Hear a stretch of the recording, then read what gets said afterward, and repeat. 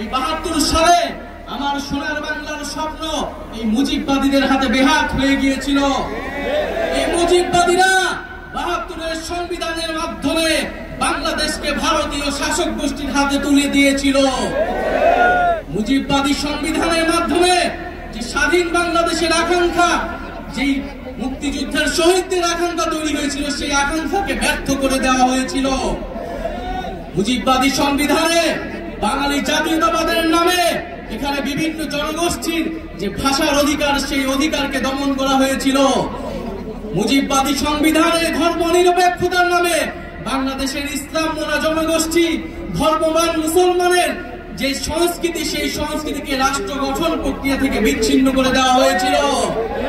এখানে সমাজতন্ত্রের নামে যে পুঁজির স্বাধীন বিকাশ, সেই বিকাশকে ব্যর্থ করা হয়েছিল এবং অর্থনীতিকে লক্ষ্মী বাহিনীদের হাতে তুলে দেওয়া হয়েছিল এবং গণতন্ত্রের নামে বাকশাল কায়েম করা ছিল। এই ছিল ৭৫ পর্যন্ত মুজিববাদীদের শাসন। আমরা দেখেছি স্বাধীন বাংলায় এরপরে বিভিন্ন সময়ে সামরিক হস্তক্ষেপ হয়েছে। এক পর্যায়ে বাংলাদেশের জনগণ ৯০ সালে আবারও রাজপথে নেমে একটি গণঅভ্যুত্থান তৈরি করেছিল। সেই গণঅভ্যুত্থানের পরে স্বৈরতন্ত্রের পতন ঘটেছিল। কিন্তু দুঃখের বিষয়, ৩০ বছর পরে বাংলাদেশের জনগণকে আবারও গণতন্ত্রের প্রতিষ্ঠার জন্য রাজপথে নামতে হয়েছিল। কেন নামতে হয়েছিল?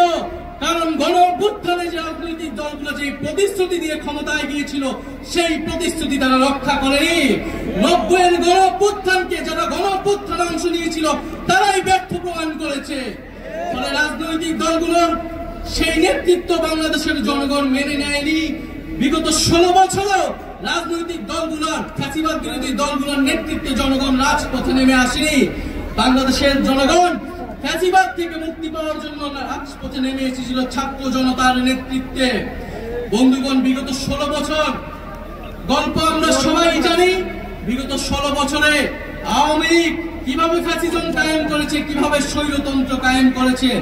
তিনটি ভোটকে তারা কুক্ষিগত করে মানুষের ভোটাধিকার করে হরণ করেছিল। পিলখানা হত্যাকাণ্ডের মাধ্যমে বাংলাদেশের সেনাবাহিনীর দেশপ্রেমিক অংশকে তারা পরাস্ত করেছিল এবং বাংলাদেশের সার্বভৌমত্বকে হুমকির মুখে ঠেলে দিয়েছিল। ২০১৩ সালে শাপলার হত্যাকাণ্ডের মাধ্যমে বাংলাদেশের ধর্মপ্রাণ মুসলমান এবং আলেম ওলামাদের মত প্রকাশের যে অধিকার, সেই অধিকারকে তারা হরণ করেছিল। এছাড়া ধারাবাহিকভাবে কোটা সংস্কার আন্দোলন, নিরাপদ সড়ক আন্দোলন, মোদী বিরোধী আন্দোলনে তারা হত্যাকাণ্ড এবং দমন পীড়ন চালিয়েছে। সর্বশেষ জুলাই আগস্ট মাসে ছাত্র জনতা তাদের অধিকারের জন্য যখন রাজপথে নেমে এসেছিল, সেই জনগণের উপরে তারা এই দেশের পুলিশকে দিয়ে, এই দেশের সেনাবাহিনীকে দিয়ে, এই দেশের বিজিবিকে দিয়ে গুলি চালিয়েছিল। আওয়ামী লীগ কোন রাজনৈতিক দল নয়। আওয়ামী লীগ একটি ফ্যাসিস্ট সন্ত্রাসী সংগঠনে পরিণত হয়েছে। আওয়ামী লীগের রাজনীতি করার আর কোন আলোচনার প্রশ্ন থাকে না।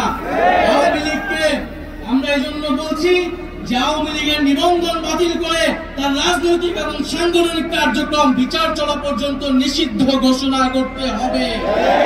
কিন্তু দুঃখের বিষয়, বর্তমান পরিস্থিতিতে আমরা দেখছি গত ৯ মাসেও বিচার কার্যক্রম দৃশ্যমান হয়নি। জুলাইয়ের শহীদ পরিবার এবং আহতদের যে রাষ্ট্র দায়িত্ব নেওয়ার কথা ছিল, তাদের যে মর্যাদার জীবন নিশ্চিত করার কথা ছিল, সেই নিশ্চিত করতে পারেনি এই অন্তর্বর্তী সরকার।